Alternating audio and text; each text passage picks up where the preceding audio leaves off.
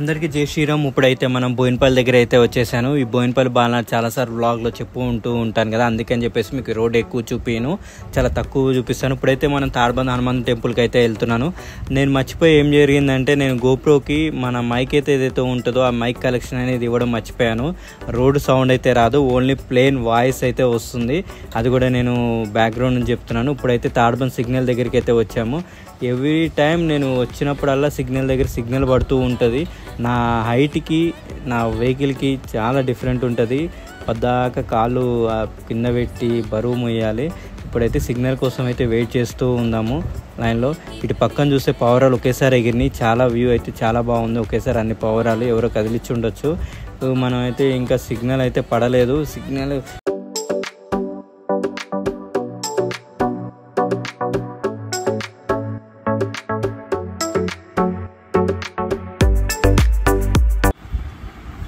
అందరికీ జై శ్రీరామ్. ఇప్పుడైతే మన తాడబంద సిగ్నల్ నుంచి అక్కడ నుంచి అయితే ముందుగా స్ట్రైట్గా అయితే వచ్చాను. వచ్చిన తర్వాత అయితే మన వారాహి బండిని అయితే అక్కడ పార్క్ చేశాను.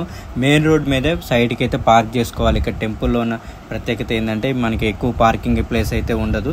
కొంచెం మెయిన్ రోడ్ మీద ఉంటుంది. ఎక్కువ బస్సులు కూడా తిరుగుతూ ఉంటాయి. ప్లేస్ కనపడుతుంది కదా. పార్కింగ్ మార్నింగ్ పూట వస్తే ఫ్రీ అవుతుంది. ఇదే మెయిన్ టెంపుల్. ఇక్కడ టెంపుల్ పక్కన చూసుకుంటే కనుక షాపులు అయితే ఉన్నాయి. మనం కొబ్బరికాయలు కానీ కావాలంటే పూజకి కానీ, ఇక్కడ చెప్పుల షాప్ కూడా ఉంది. చెప్పులు పెట్టుకోవడానికి మనకు కావాల్సిన అమౌంట్ ఇవ్వచ్చు, ఎక్కువ లేకుండా.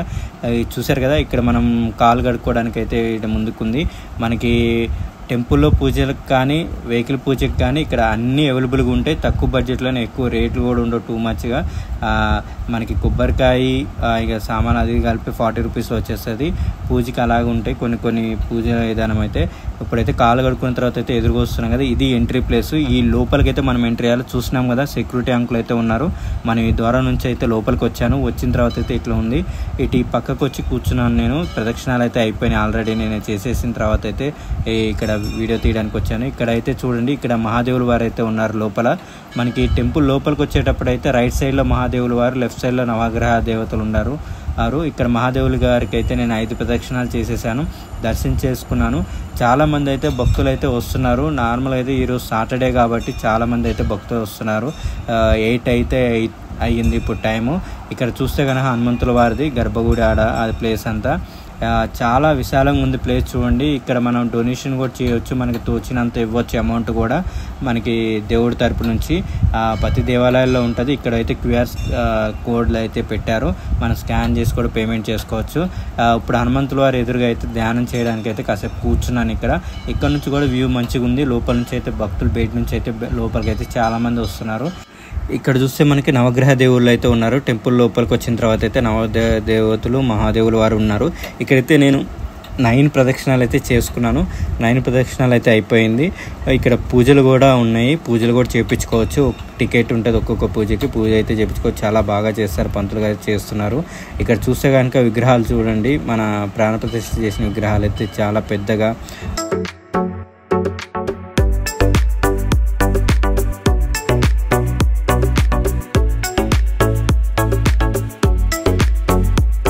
ఇక్కడ బయట ఇక్కడ చూడండి, ఇక్కడ చూస్తే కనుక మనకి ఈ నుంచి వ్యూ మంచిగా కనపడుతుంది. టెంపుల్ మొత్తం లోపల ఎట్లా ఉంటుందని చాలా పీస్ఫుల్గా అయితే ఉంటుంది. మంచి ప్రదక్షిణాలు చేసుకొని ఫ్రెండ్స్ తోటి కానీ ఫ్యామిలీస్తో కానీ మంచిగా వచ్చి కూర్చొని ఆంజనేయ స్వామి దర్శనం చేసుకోండి. ఇక్కడ చూడండి, ఇక్కడ హనుమంతుల వారి తాడబందు టైమింగ్స్ ప్లస్ ప్రసాదం ఎంత, పూజ ఎంత. ఇక్కడ చూస్తే హనుమాన్ చాలీసా ఉంది, తెలుగులో అయితే ఇక్కడ ఉంది. ఇక్కడ పైన చూస్తే చూడండి, హనుమంతుల వారు యుద్ధం చేసిన తీరు, రాముల వారిది మొత్తం అయితే చుట్టుపక్కల అయితే ఉన్నాయి. ఇక్కడ పక్కన టికెట్ కౌంటర్ ఉంది. ఇటు లెఫ్ట్ సైడ్లో చూస్తే హనుమంతుల వారి గర్భగుడి పక్కకి అయితే కొబ్బరికాయ అయితే కొట్టే ప్రదక్షిణము. ఇక్కడ కొబ్బరికాయ ఇచ్చి మన ప్రదక్షిణాలు చేసుకోవచ్చు.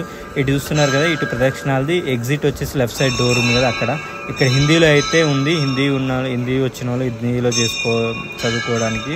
ఇప్పుడైతే మనం మన హనుమంతుల వారిది, తాడబంద హనుమంతుల వారిది అయితే చరిత్ర అయితే చూద్దాము.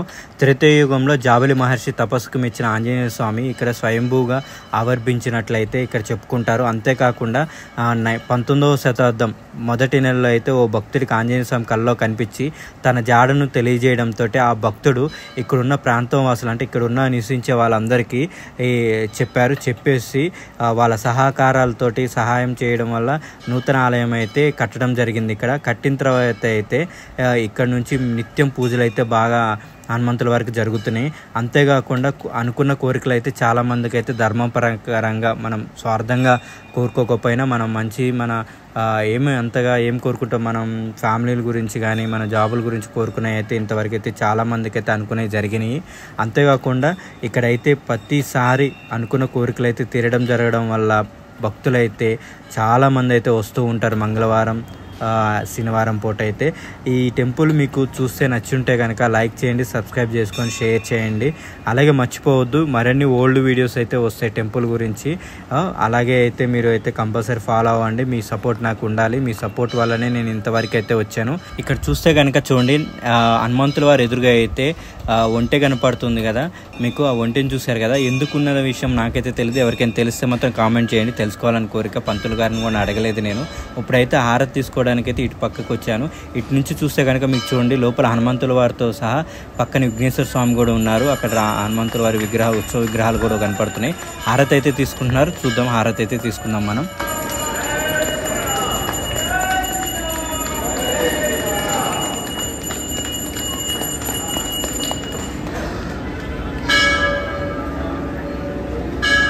హనుమంతుల వారిని అయితే దర్శనం చేసుకుని అయిపోయింది. నేను కూడా బయటకు వచ్చేసాను. బయటకు వస్తే కనుక ఇక్కడ చూడండి, ప్రసాదం అయితే ఇస్తారు. తీర్థ ప్రసాదాలు అయితే ఇక్కడ ఇస్తారు. పులిహార ఇంకా ఏమైనా దద్దోజనం ఉన్నా కానీ ఇస్తూ ఉంటారు.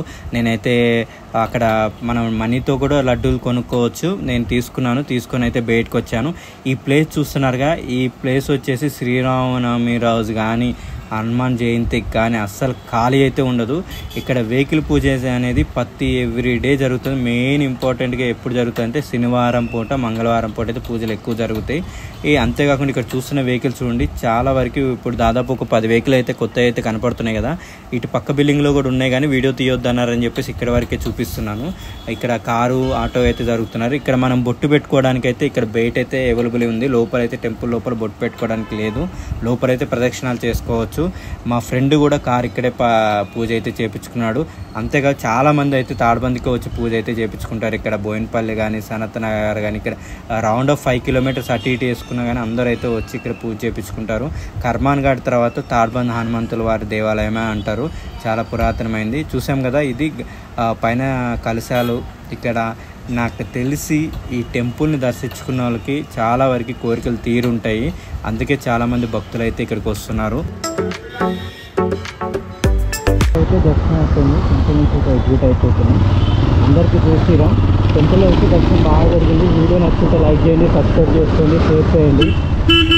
అలాగే ఇంకో విషయం ఏంటంటే, ఇక్కడ హనుమంతుల వారిని దర్శనం చేసుకొని ఫస్ట్ కొన్ని ప్రదర్శన చేయాలి. అంటే ఇక్కడ 108 ప్రదర్శనగా చేస్తున్నారు. మొత్తం చాలామంది చేసినట్టుంది. చాలామంది 108 ప్రదర్శన చేసేది చూసాను నేను. వీడియోలో అందరూ చూసే ఉంటారు. మన ఛానల్ ఎవరైనా సబ్స్క్రైబ్ చేసుకోకపోతే సబ్స్క్రైబ్ చేసుకోండి, లైక్ చేయండి, షేర్ చేయండి. బాగుంది. Thanks for watching this video. ఇప్పుడైతే మన కార్బన్ సిగ్నల్ దగ్గరికి వచ్చాము.